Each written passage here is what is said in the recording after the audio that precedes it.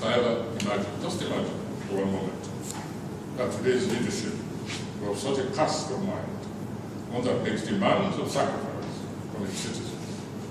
The response will be outright rejection, and deservedly so, because any such motion will be distrusted. It will be seen as an act of insincerity, opportunism, a chance to acquire even more powers for citizen enslavement. This is the price you pay for encroaching on the precincts and entitlements of others with whom you share the structure of authority.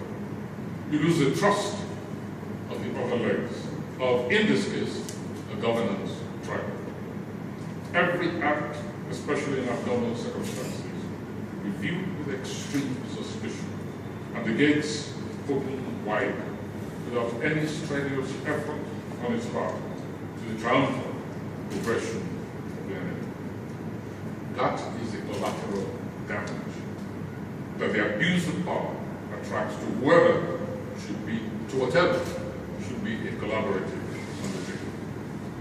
Where governance has degenerated to such a level that any individual, on account of his uniform, can stop an elected representative of the people, in this case the governor, from going about his legitimate duties or exercising his basic elemental right of the citizen, as happened during the recent Ekiti elections.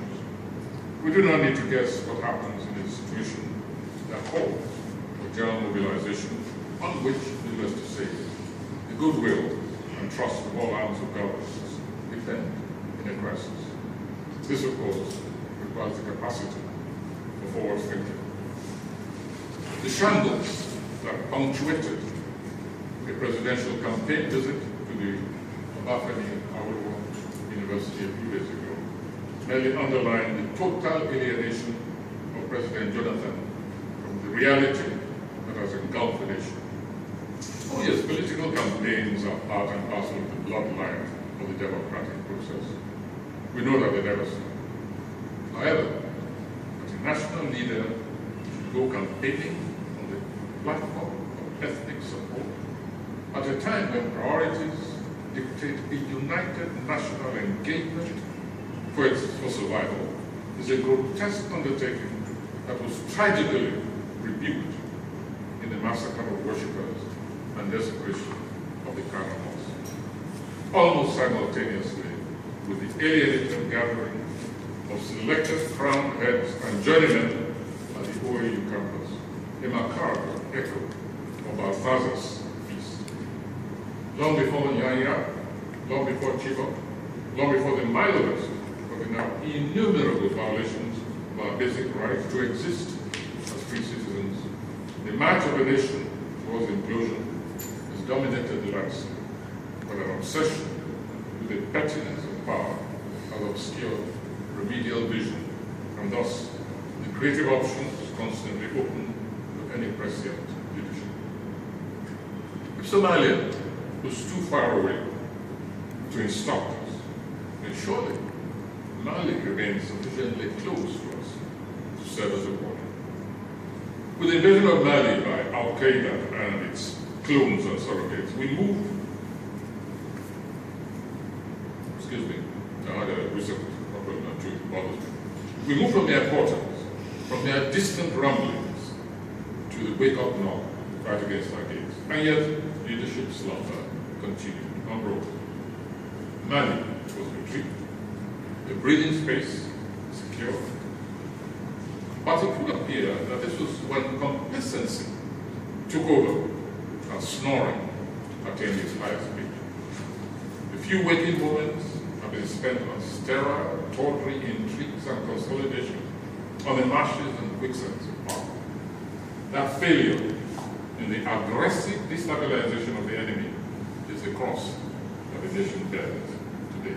But we must concede that this gross dereliction applies not only to Nigeria, but to our neighbors, indeed to ECOWAS, and the collective failure of concerted action. Leadership, however, counts, and it was Nigeria that took the lead in that critical and timely mission that was spearheaded by France to take back power. The lesson of Mali was completely lost on complacent leadership, leaving time and space for alien invaders to make common cause with the internal, unleashing destruction at will, and dancing around a nation whose armed forces have acquitted themselves creditably on foreign missions. The architect of that initial policy of containment in Mali was unceremoniously removed from office. I'm referring to the recently deceased Benga Ashu, who was then the foreign minister, and was removed on account of the end of premature politicking, before the logical development of that initiative in Mali would develop. Now, of course, the very emulators of Ashu's removal are falling over one another to heap praises on the quality of his achievements in office, skirting, and who can blame them, the tawdry reasons for his removal from office. Petty, retaliatory calculations that place the interests of the nation, the very security of its people, in acute jeopardy from unfinished business. Ashu's presence in that position has become a fly in the palm oil of Balthazar's place.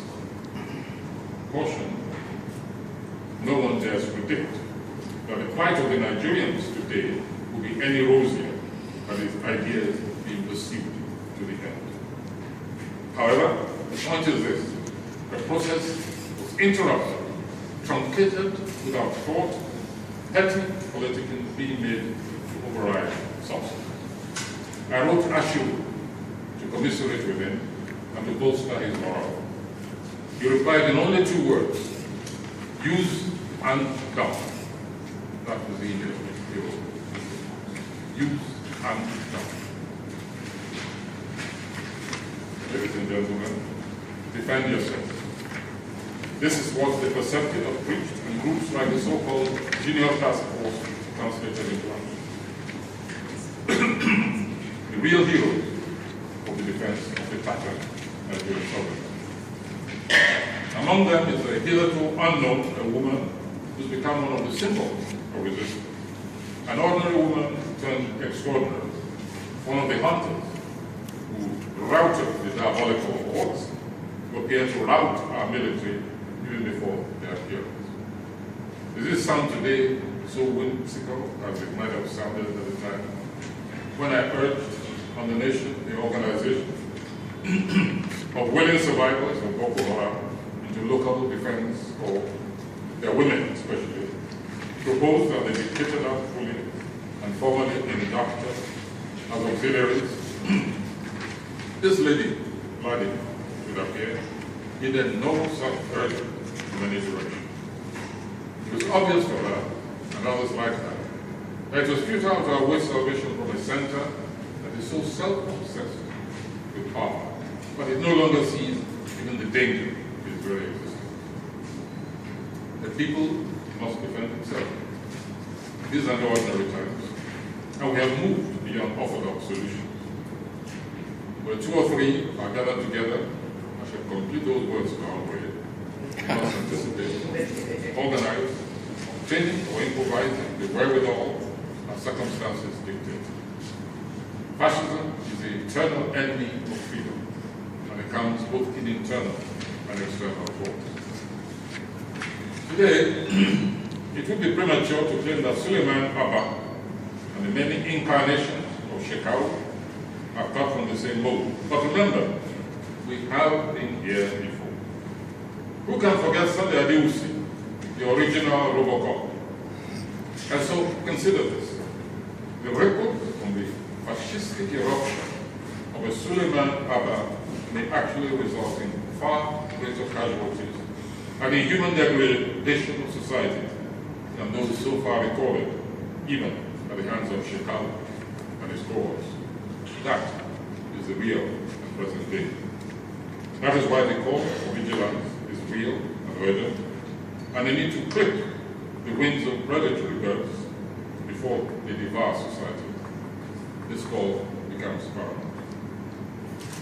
Beset by external and internal threats to liberty and dignity, abandoned internally by do-it-yourself government on the one hand, and externally by by claimed impediment of cynical allies, as we are made to believe in the media, that no one cry anarchy when the people respond to that historic cry of liberation, to which one leader after another, the most recent being the Emir of Kano and the Ulama leader, Yahya Jingir, have felt moved to urge upon their people. Citizens, defend yourselves. Thank you very much. Okay.